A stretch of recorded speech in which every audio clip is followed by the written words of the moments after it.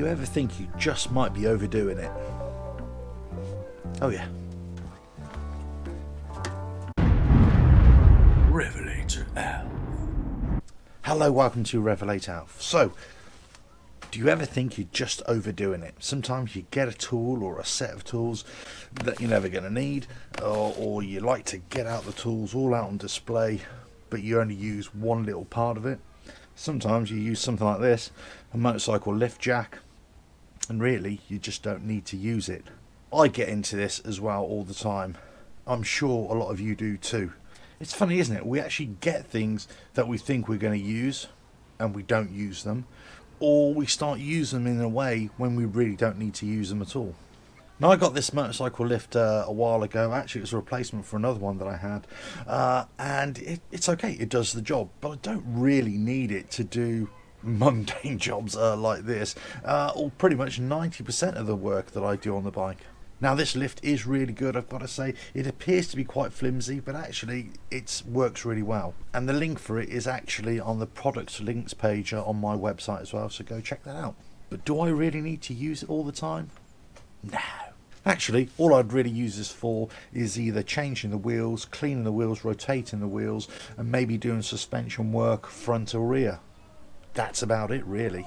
Sometimes you use these things and you can actually do more damage than good. Now, I've purposely done this wrong or strapped this down wrong. Actually, you can see that I've gone all over the pipes, I've gone all over the tank here, compressing the seat.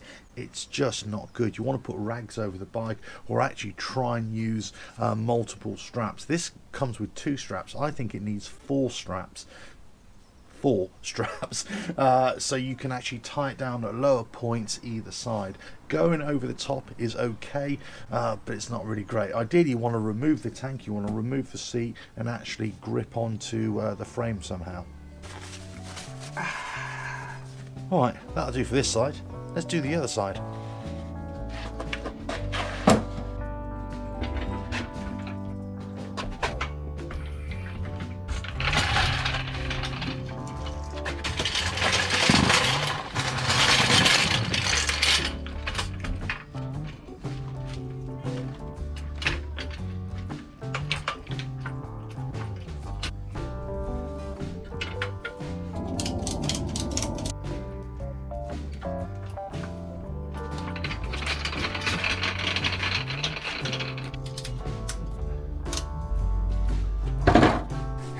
Yes.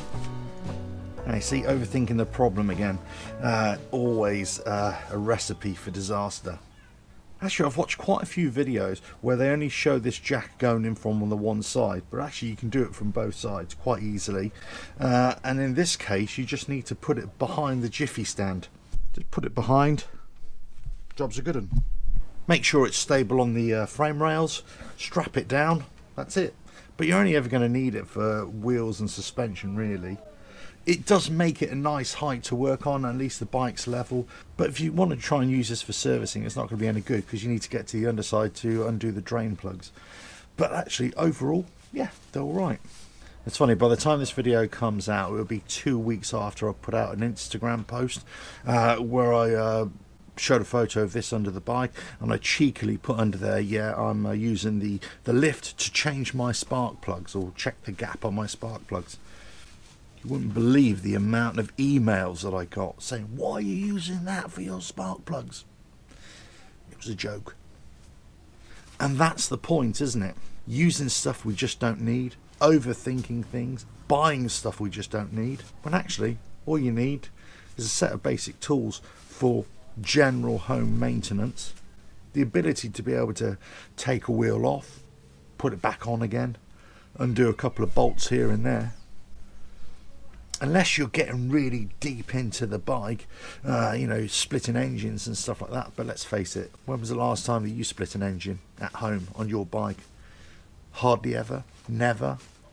If your bike's under warranty, you're going to take it back to the dealership, aren't you? No matter how well versed you are at fixing bikes, it stands to reason, let somebody else fix it.